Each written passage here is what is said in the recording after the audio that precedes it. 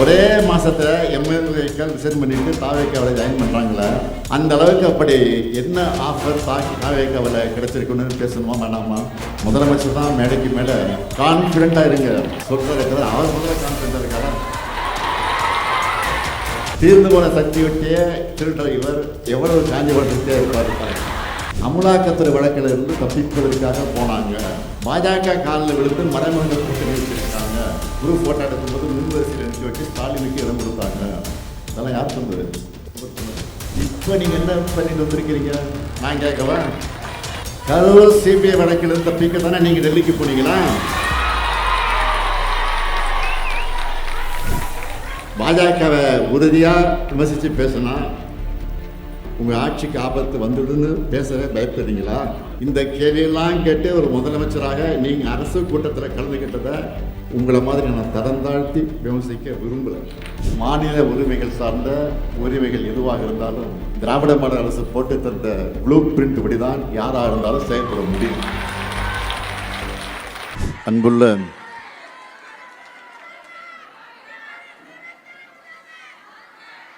திராவிட முன்னேற்ற கழகத்தினுடைய மகளிர் அணி, மகளிர் தொண்டர் அணி ஆலோசனை கூட்டத்திற்கு தலைமையேற்று எழுச்சியோடு உரையாற்றி அமர்ந்திருக்கக்கூடிய கழகத்தினுடைய துணை பொதுச் செயலாளர், நாடாளுமன்ற குழுவினுடைய தலைவர், என்னுடைய அருமை தங்கை கனிமொழி கருணாநிதி அவர்களை,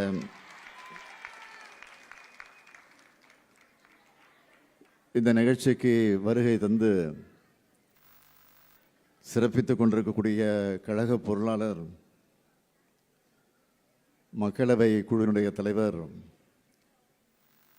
என்னுடைய அருமை சகோதரர் TR பாலு அவர்களை, மகளிர் அணியினுடைய தலைவர் திருமதி விஜயா தாயன்பன் அவர்களை, மகளிர் அணியினுடைய செயலாளர் திருமதி எலன் டேவிட்சன் அவர்களை, மகளிர் தொண்டரணியின் செயலாளர் திருமதி நாமக்கல் ராணி அவர்களை, மகளிர் அணி, மகளிர் தொண்டரணி, மகளிர் பிரச்சார குழு, சமூக வலைத்தள பொறுப்பாளர்கள், இணை செயலாளர்கள், துணை செயலாளர்கள், மாவட்ட மாநகர மகளிர் அணியுடைய அமைப்பாளர்கள், துணை அமைப்பாளர்கள், நிர்வாகிகள்,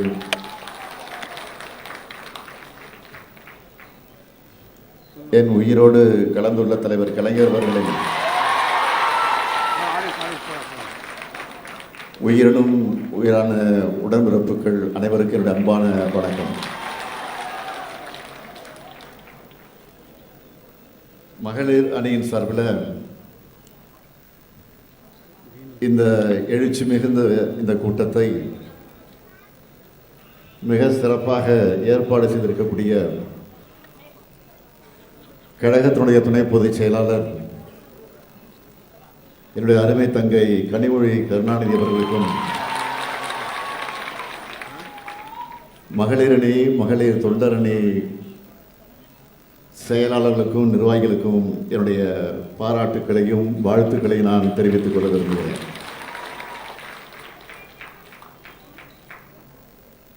தேர்தலுக்கு முன்ன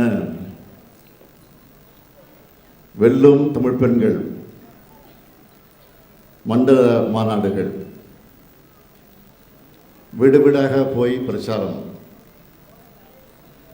சமூக வலைத்தளத்தில் செயல்பாடுகள்னு மகளிர் அணியை சார்ந்த நீங்கள் எல்லாரும் மல்டி டாஸ்கிங் அணியா, அதாவது பல்வேறு பணிகளை செய்கிற அணியா மிக எழுச்சியோடு செஞ்சு முடிச்சிங்க. கழகம் பெற்றிருக்கக்கூடிய வாக்குகளுக்கு உங்களுடைய முயற்சிகளும் முக்கிய காரணமாக அமைந்தது என்பதை யாரும் மறுத்திட மறைத்திட முடியாது. அதற்காக நான் முதல்ல என்னுடைய மனப்பூர்வமான நன்றியை அத்தனை பேருக்கு நான் தெரிவிச்சுக்கிட்டேன். இப்போ எதிர்கட்சியாக இருக்கிற நாம மீண்டும் ஆளுங்கட்சியாக மாறணும்னா இன்னும் சுறுசுறுப்பாகவும் வேகமாகவும் செயல்படும்.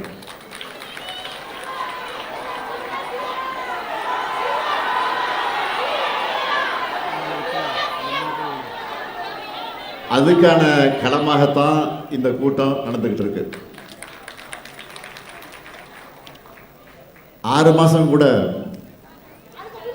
விமர்சனம் பண்ணாம இருக்கிற மாதிரி இந்த ஆட்சி நடக்குமா அப்படின்னு நான் கலந்து கொண்ட சில நிகழ்ச்சிகளில் பேசினேன். ஏற்கனவே நடந்த நிகழ்ச்சிகளை நான் பேசினேன். உடனே அதை உண்மைக்கு மாறாக திரிச்சு ஆட்சியை கவிழ்க்க சதியா அப்படின்னு கேட்டு நம்ம எதிரிகள் அழ ஆரம்பிச்சிட்டாங்க. ஏற்கனவே நான் நிறைய முறை சொல்லிட்டேன். இன்னொரு முறையும் இந்த கூட்டத்தில் நான் தெளிவாக சொல்ல விரும்புகிறேன். திமுக கழகம் பொறுப்பான விழிப்பான எதிர்க்கட்சியாக தன்னுடைய கடமையை உறுதியாக செய்யும். இந்த ஆட்சியுடைய தோல்விகளை நாம் தொடர்ந்து சுட்டி காட்டுவோம், கேள்விகளை கேட்போம். அடுத்து எப்போ தேர்தல் இருந்தாலும் மக்களை இந்த ஆட்சியை அகற்றுவாங்க.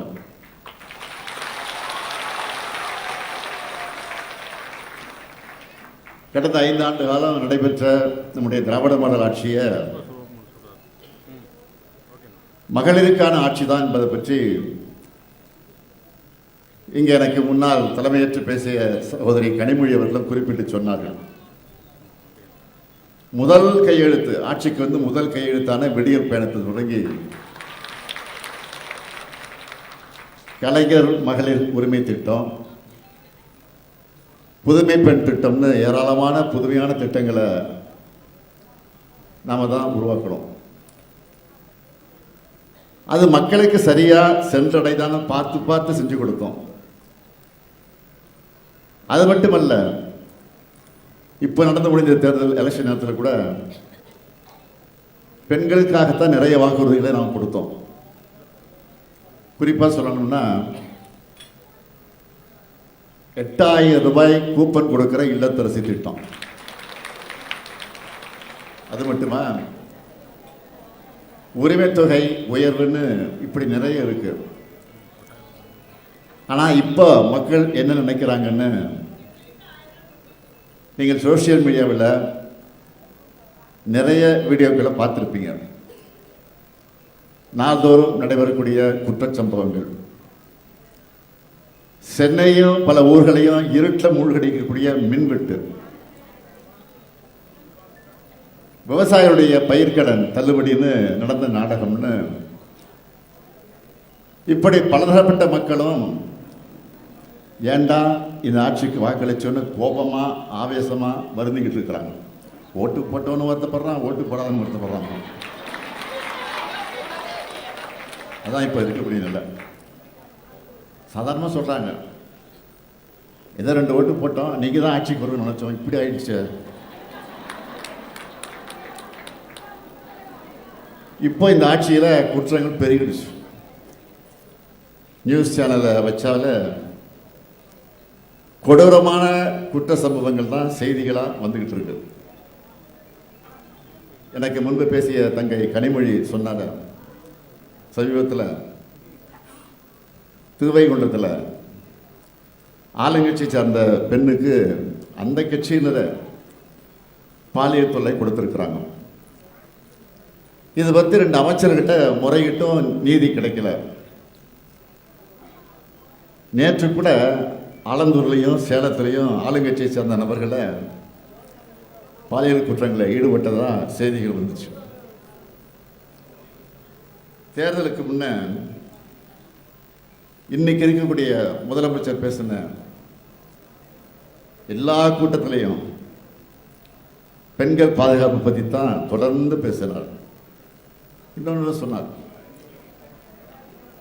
எங்கே நல்ல விஷயம் நடந்தாலும் அது நம்ம பசங்க தான் செஞ்சதாக இருக்கணும்னு சொன்னார். ஆனால் இன்றைய நிலை என்ன? தமிழ்நாட்டில் பெண்களுக்கு எதிரான பெரும்பாலான குற்ற செயல்களில் தாவேக்கா நிர்வாகிகள் தான் சம்மந்தப்பட்டிருக்காங்கன்னு செய்திகள் வந்துகிட்டு இருக்கு. பிரச்சாரத்தை பேசும்போது தாவேக்கா ஆட்சி பாதுகாப்பு கொடுக்கணும்னு சொன்னாங்க. ஆனால் இப்போ தாவேக்கா கிட்ட இருந்து பாதுகாப்பு வேணும்னு மக்கள் கேட்குற நிலைக்கு இன்னைக்கு தமிழ்நாடு வந்து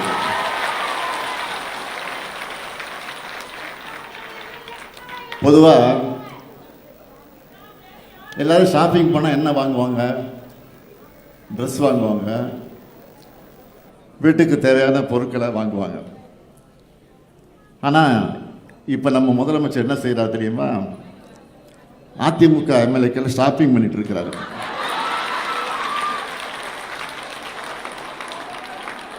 நமக்கு என்ன சந்தேகம்னா, அவர் ஆட்சி மேலே அவருக்கே நம்பிக்கை இல்லையா? அல்லது அவருக்கு ஆதரவு கொடுத்து கொண்டிருக்கக்கூடிய மற்ற கட்சிகள் மேல நம்பிக்கை இல்லையா? முதல்ல அவர் ஆட்சியை காப்பாற்றிக்க அதிமுக எம்எல்ஏக்களை தாவேக்காவுக்கு ஆதரவாக வாக்களிக்க வச்சார். இப்போ அவங்களை ராஜினாமா பண்ண வச்சுட்டு அடுத்த நொடியாக தன்னுடைய கட்சியில் இணைச்சிருக்கிறார். இந்த மாதிரி நியூஸ் எல்லாம் பார்க்கும்போது உங்களுக்கு என்ன ஞாபகம் வரும்? பாஜக மற்ற மாநிலங்களில் பண்ணுறதே இங்கே முதலமைச்சர் விஜய் அவர்கள் செஞ்சுக்கிட்டு இருக்காரு. அதாவது பாஜகவோட ஜெராக்ஸ் மாதிரி செயல்படுறாரு. உதவின்னு கேட்டப்போ அவருக்கு ஆதரவு கொடுத்த கட்சிகள் எல்லாம் இதை பற்றி கேட்குறப்ப தர்ம சங்கடத்தை தவிக்கிறாங்க. கொஞ்சம் யோசிச்சு பாருங்க. ஒரு கட்சியில் பல பேருக்கு இடையே ஒருத்தரை தான் வேட்பாளராக நிறுத்த முடியும். அப்படி தான் வாய்ப்பு கிடைக்கும். எத்தனையோ தொண்டர்கள் உழைக்கிறாங்க. கூட்டணி கட்சிகளை இவங்க வெற்றிக்காக உழைக்கிறாங்க. இத்தனை பேருடைய உழைப்பில் வெற்றி பெற்றுட்டு வாக்குப்பதிவின் போது கைவிரலில் வச்ச மை அழிகிறதுக்குள்ளேயே ரிசைன் பண்ணிட்டு ராஜினாமா பண்ணிட்டு இன்னொரு கட்சிக்கு ஆதரவு கொடுக்குறாங்க. ஜனநாயக சக்திகள் நியாயமா இதை கேள்வி கேட்கணுமா வேணாமா? ஒரே மாசத்துல எம்எல்ஏக்கள் ரிசைன் பண்ணிட்டு தாவேக்காவை ஜாயின் பண்றாங்களே, அந்த அளவுக்கு அப்படி என்ன ஆஃபர் தாவேக்காவில் கிடைச்சிருக்குன்னு பேசணுமா வேணாமா?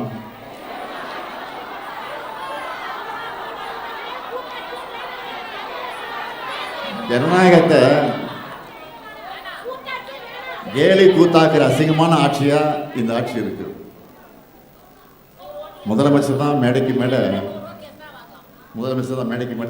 கான்ஃபிடண்டா இருங்க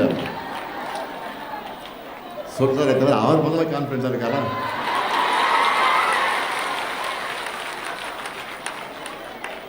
அதனாலதான் தேர்ந்து போன சக்தின்னு சொன்னவங்க கூட உறுப்பினர்களை திருடிட்டு இருக்காரு. தீர்ந்து போன சக்தி விட்டே திருடுற இவர் எவ்வளவு காஞ்சி போன சக்தியா இருப்பார்.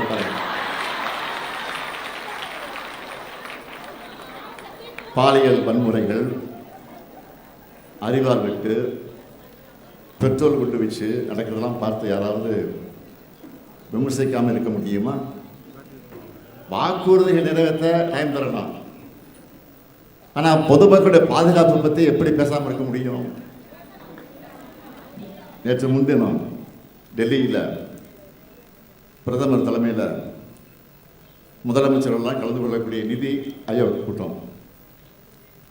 அந்த கூட்டத்துக்கு இந்த முதலமைச்சர், இங்கே இருக்கக்கூடிய முதலமைச்சரும் போயிருக்கிறார். அங்கே போய் என்ன பேசினார்லாம் உங்களுக்கு தெரியும். திராவிட மாடல் ஆட்சியில் தமிழ்நாட்டு உரிமைகளுக்காக நாம் வச்ச கோரிக்கைகள் சிலவற்றையும்,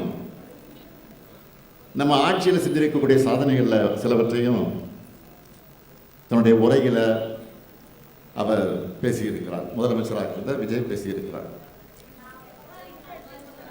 அதே சமயத்தில் பேசுனது நம்ம வரவேற்கிறோம்.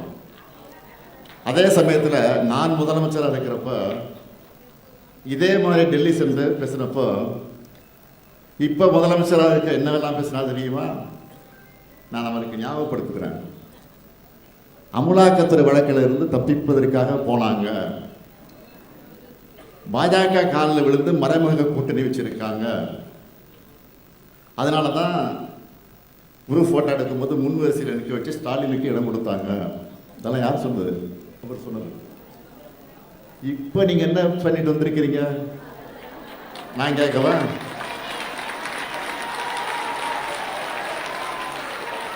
நான் கேட்குறேன். இப்போ பதில் சொல்லுங்க. மிஸ்டர் சீஃப் மினிஸ்டர், மாண்புமிகு முதலமைச்சர்,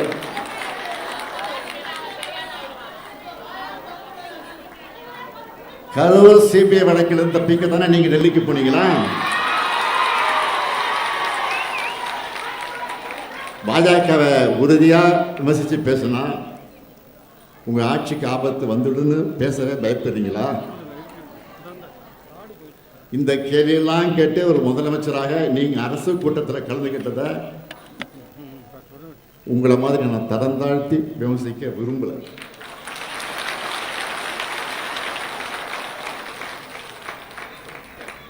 மும்மொழி கொள்கையை அமல்படுத்த அதை மறுத்த காரணத்துக்காக தமிழ்நாட்டுக்கான கல்வி நிதியை ஒன்றிய பாஜக அரசு விடுவிக்காம பிளாக்மெயில் பண்ணாங்க.